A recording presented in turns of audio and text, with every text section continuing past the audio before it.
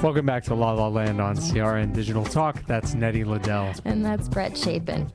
We're talking to the very talented Mr. Steve Julian of KPCC. If you have any questions for Steve, give us a call at 1-800-336-2225 and get your 2 free tickets to Poor Behavior at the Mark Taper Forum. These are $45 seats, guys.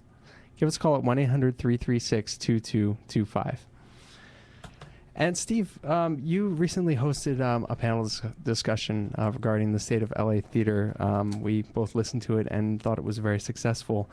And one of the things that was talked about briefly at the panel discussion was the idea of the 99-seat plan in Los Angeles theater. We've talked a little bit about that on the show. Some people feel that it's a really good thing for theater, for Los Angeles theater. Some people feel that maybe it hasn't been so good. Maybe it's hurt Los Angeles theater a bit.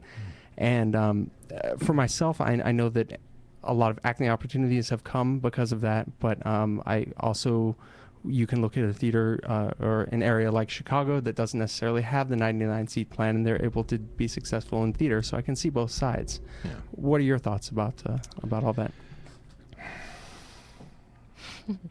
It's really it's a sensitive subject. I realize, and I get that reaction from a lot of people.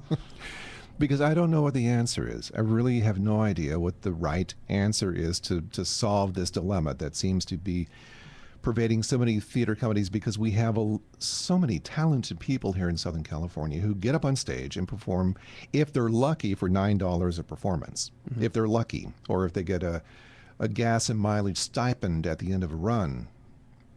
And a lot of people work for free. A lot of outstanding actors and directors don't take money, don't get paid for the work that they do. Is it a fair system? I guess it is, because we continue to do it. And the actors continue to get up on stage and accept it. And they're satisfied with not getting paid, or they're satisfied with getting $100 at the end of a run, or $11 per night, whatever it happens to be. But when you have a non-equity show outside of a place like the Kirk Douglas or Taper or Amundsen, for example, then it's the economy of the industry, and that's where theater is today. I can't say if it's right or if it's wrong, but I can say that people are still doing it, and they're willing to do it. Mm-hmm. Do you think it's time for maybe a renegotiation on it? I have to say that I'm not the right person to answer that, because I haven't been put in that position myself, of working in a quote unquote 99-seat house. Well, I take that back, I have. But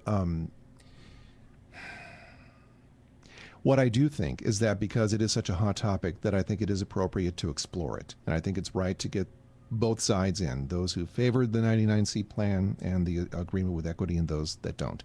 And to have a discussion that is far-reaching, that's honest, and as we did at the KPCC Theater Forum a few months ago, really talk about why these things matter, what the issues are, and throw some ideas onto the table about what might be better, if there is something better. I don't know.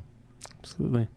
We've had people, expressing both sides of that. We've had producers like Michael Spiel expressing that they felt it's very good for LA theater, and we've had Deborah Puett talking about some of the challenges of it.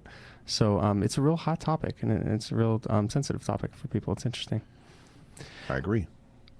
And as far as the social media for artists and entertainers, the playing field has been sort of leveled out a lot by social media, and it's made it a lot easier for artists to gain exposure. What are your thoughts about the changes that have gone on with all that, and what do you think is next for us in the future? I think that as the notion of getting more people in to see a live stage performance, as opposed to going into a movie theater or watching something on their cell phones or iPads or whatever, that we need to find more and more ways, and that's where society takes us, to reach out to our fellow audiences. And we have the blessing, I suppose, of Facebook and of Twitter and of various social networking sites that can put the word out. We were talking before about the differences between Facebook and Twitter, and how Twitter seems to you to be more of a conversational realm and Facebook more of an announcement realm. It's all a combination, and it's all free. And that's the key, I think, to a lot of theater companies that don't use it right now, that they're missing out on an opportunity that doesn't cost them a dime. There are people that I know who are generally of a certain age who don't embrace Facebook or social media at all. And these are people who are in theater companies or on their boards. And they're reticent, to really reach out, or they're suspicious of what privacy they themselves might lose in doing so. But these are free opportunities for theater companies or any arts institution, for that matter, to find audiences and to get the word out and spread, whether it's live tweeting as well. So important. It's so important. You might as well use the opportunities. Yeah, that's an excellent point. Well, and all of these are inevitable. We've come this far, and we tend not to go backward. Yeah, absolutely. Evolve, evolution. We can't be afraid of it because it's going to happen, right? We were just talking about that. Yeah. I'm really interested to see what lies in the future and what, acting and social media is, what role that's going to play 20 years from now for performers and artists. If there is such a thing 20 years from now, who knows? Yeah. We have no idea. We'll all be in spaceships by then. Somebody does. Yeah, it's going to be 3-dimensional for sure. No, 7-dimensional.